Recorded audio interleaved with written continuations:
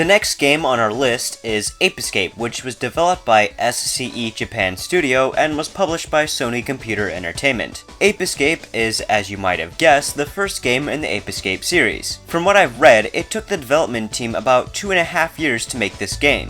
During early parts of the development, the team attended a meeting about the upcoming DualShock controller for the original PlayStation. Intrigued by the concept of a controller with 2 joysticks, they decided to make Ape Escape focus around this new control, which turned out to be quite the challenge for the team. So, after all their hard work, did the game turn out fine, and after all these years, is Ape Escape worth playing? Our story begins in a monkey park where we find a white monkey named Spectre. While in the park, an intelligence-enhancing helmet called a Peepo helmet ends up on Spectre's head, which not only increases his intelligence, but also turns him evil. With his newfound intelligence, he creates an army of apes by giving the other chimps at the park some helmets, and together, they all attack the professor's lab. While attacking the lab, Spectre sends the apes through time, as well as accidentally sending Spike and his friend Jake through time as well. After the mayhem, the professor informs Spike that he needs to catch all the apes through time and put a stop to Spectre. Okay, so it looks like the trend of crazy random stories started at the very beginning of the series, and I don't mind this too much. The story is simply a setup for the gameplay and the levels taking place where they do.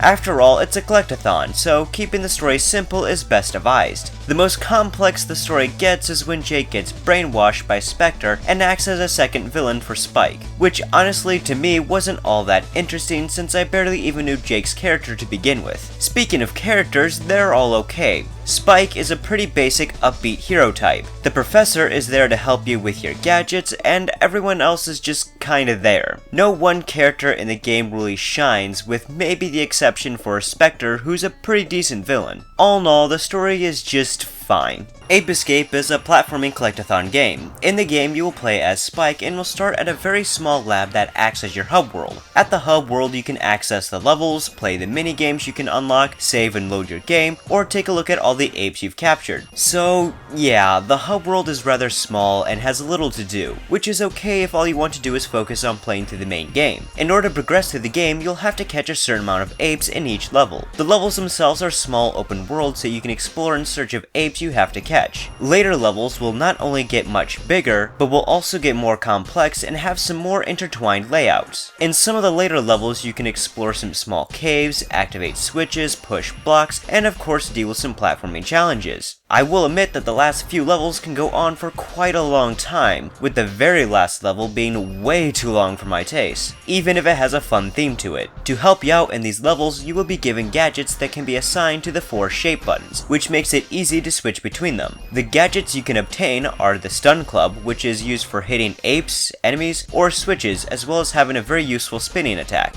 There's the Monkey Net, which is, well, used for catching apes. Water Net, which allows you to swim in water and catch apes. Swimming, by the way, is kind of awkward. For example, in order to dive down, you have to press the L3 button and you shoot your net with the R3 button. And swimming itself just feels so slow. Then you have the Monkey Radar, which helps you locate apes in the levels and is very helpful throughout the game. Slingback Shooter, which is basically a slingshot that is great for hitting enemies and buttons from a distance. Personally, I only like using this gadget in first person mode, as third person mode is rather awkward. Plus, there are different kinds of ammo you can get for this gadget that makes it a little bit more fun to use. The Super Hoop, which helps make you go faster and helps you up steep slopes. And of course, the Sky Flyer, which is used for getting to higher areas, and the RC Car, which can be used to activate certain switches and to lure out certain monkeys. After you've beaten the game, you will get the Magic Punch, which is used to break down certain walls or destroy certain objects, as well as being very helpful against enemies. All the gadgets are controlled with the right analog stick, and for the most part, the way you control them with the right analog stick feels pretty natural. Again, the only gadget that feels awkward is the Water Net. The controls, for the most part, are pretty fine, but they aren't as smooth as I would like. For example, jumping can be kinda awkward at times since Spike's double jump has a strange arc to it. Catching apes, however, is rather entertaining, and there are a lot of different kind of apes to catch. For example, there will be apes with guns or some with bombs that can be a bit challenging to catch. The best apes to catch to me are the mini-boss apes, who are in certain areas or in certain creatures that act as mini-bosses you have to beat before you can catch the ape, and they are quite entertaining. The only frustrating part about catching apes is when they fight back, as there are moments where I swear I swung the net ahead of time before the ape could hit me, but it didn't read it and instead I got hurt, and this can get quite frustrating with the apes that fight back quite often. The helmets on the apes' heads will help you know how aware the apes are to your presence. The blue light means the ape doesn't know you're there and can easily be snuck up on by crawling. A yellow light means that they know you're there somewhere, and the red light means that they can see you and will either run away or fight back.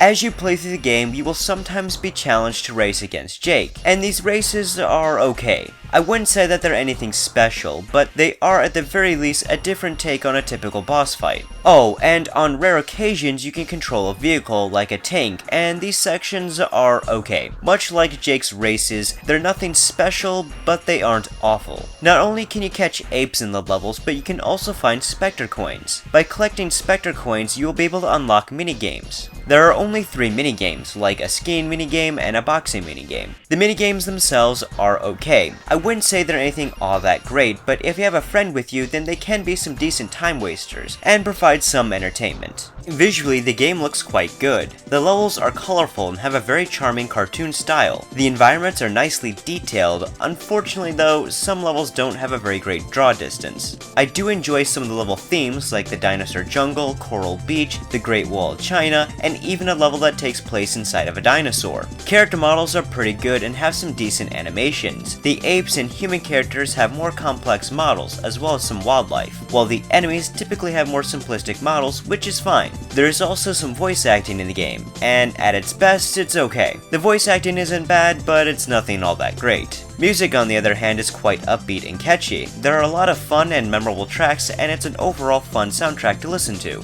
So, would I recommend Ape Escape?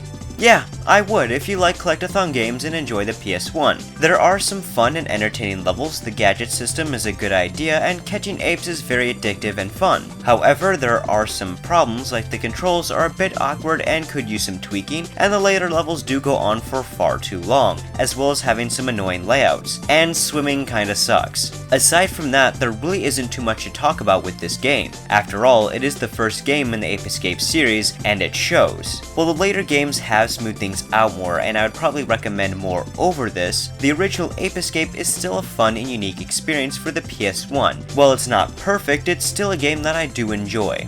Well, thank you for watching, and I hope you enjoyed this review and found it to be rather informative. If you'd like to see more reviews, please check out my channel. And please don't forget to subscribe. And if there are any other PS2 games you'd like to see me review in the future, please leave a suggestion down below. Well, I'm MCB the PS2 Gamer, and I'll see you guys next time.